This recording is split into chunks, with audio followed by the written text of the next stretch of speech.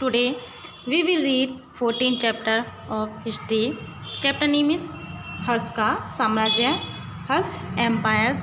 इस चैप्टर में हम हर्षवर्धन के बारे में, उसने अपना साम्राज्य का विस्तार किस तरह से किया व उसने कौन सी धर्म व शिक्षा नीति का पालन किया और उसने कौन कौन से कार्य किए थे, इस चैप्टर में हम पढ़ेंगे।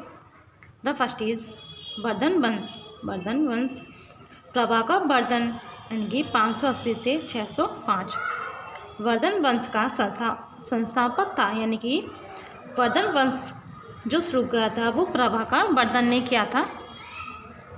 थानेश्वर में वह शासन करता था। हर्षवर्धन तथा राज्यवर्धन उसके 2 पुत्र थे तथा एक पुत्री थी, राज्यश्री। पुत्री का नाम राज्यश्री था। प्रभाकर वर्धन की मृत्यु होने के पश्चात उसका बड़ा पुत्र राज्यवर्धन थानेश्वर के सिंहासन पर बैठा। नेक्स्ट इज हर्षवर्धन का शासनकाल था 606 से 647 ईस्वी तक। राज्यवर्धन अकाल मृत्यु को प्राप्त हुआ। तब 606 ईस्वी में हर्षवर्धन को सिंहासन पर बैठाया गया। उसकी आयु उस समय 16 वर्ष की थी, यानी कि जब हर्षवर्धन को सिंहासन पर बैठाया गया था जब उसकी आयु 16 वर्ष थी।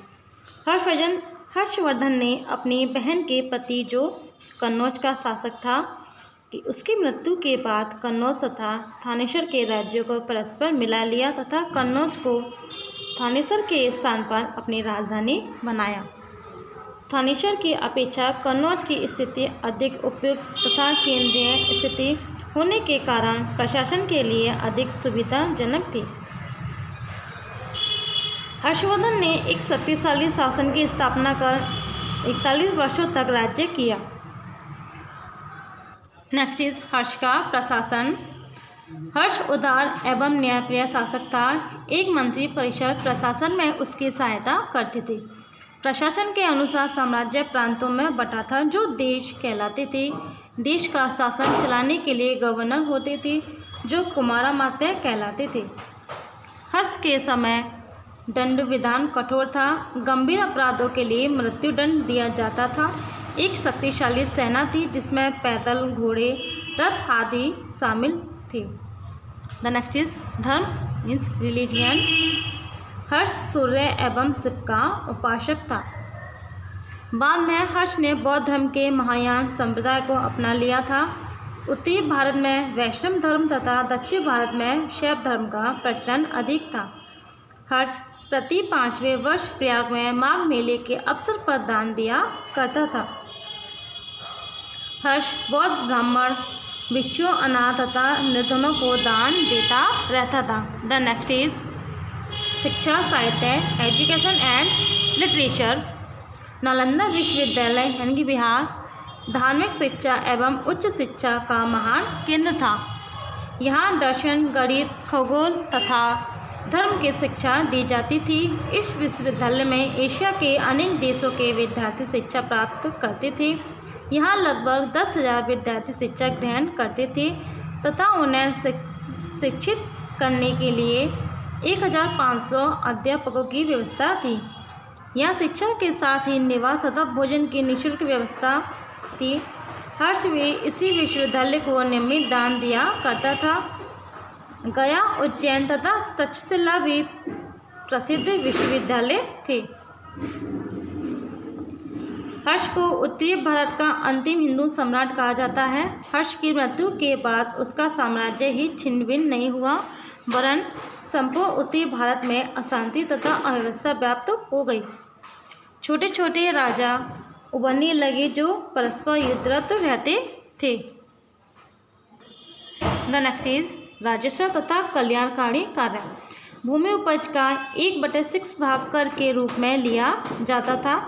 शिल्पकारों एवं व्यापारियों पर भी कर लगाए जाते थे। प्रशासन, धार्मिक अनुदान, कल्याणकारी कार्य तथा विद्वान को प्रस्तुत करने के लिए राजस्व व्यय किया जाता था। जनता की सुविधा के लिए विश्राम घर एवं अस्पताल बनवाए गए। उस समय चोर, डाकुओं का आतंक रहता था तथा सड़कें सुरक्षित नहीं थीं। द नेक्स्ट इज सामाजिक जीवन, सोशल लाइफ। हर्ष के समय में लोग ईमानदार तथा सरल थे। अतिथि सत्कार को अपना फर्ज समझते थे। जाति बंधन कठोर थे। अनेक उपजातियों का उदय हो गया। ब्राह्मणों का समाज में स्थान ऊंचा था। अछूतों की स्थिति निम्न थी। कन्नौज के महलों तथा भव्य भवनों में हैनसांग को बहुत प्रभावित किया था। जनसाधारण लोग कच्चे मकानों में रहते थे। डायनेस्टी हैनसांग बौद्ध धर्म में गहरी रुचि के कारण चीन से भारत आया था। उसकी इच्छा बौद्ध धर्म के स्थानों के दर्शन तथा बौद्ध साहित्य के संग्रह करने की थी। 629 ईस्वी में चीन से चलकर वह 15 वर्षों तक भारत में रहा। वह हर्ष के दरबार में भी कुछ समय तक रहा।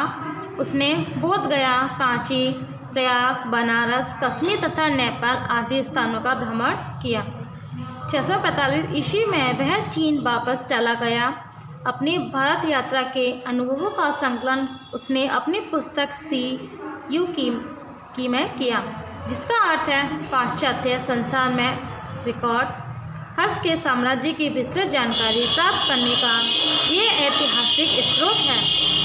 इसमें उस समय के भारतीयों के सामाजिक आर्थिक जीवन का वर्णन किया गया है, यानी कि हर्ष के समय उसके शासनकाल में लोगों के सामाजिक व आर्थिक जीवन था।